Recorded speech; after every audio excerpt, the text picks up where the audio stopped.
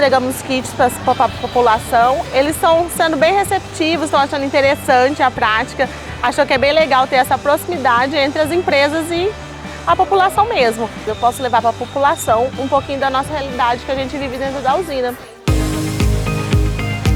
Com a ação que a gente está fazendo hoje, a gente espera conscientizar o máximo de pessoas possíveis, né, divulgando para evitar queimadas, né, porque a gente está num meio seco e muito fácil de ter queimadas.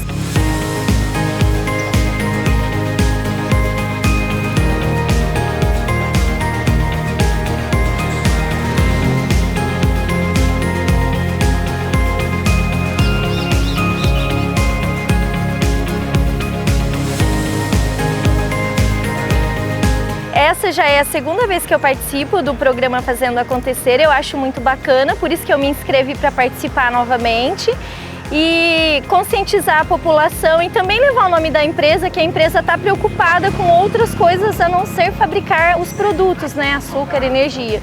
Então acho bacana isso.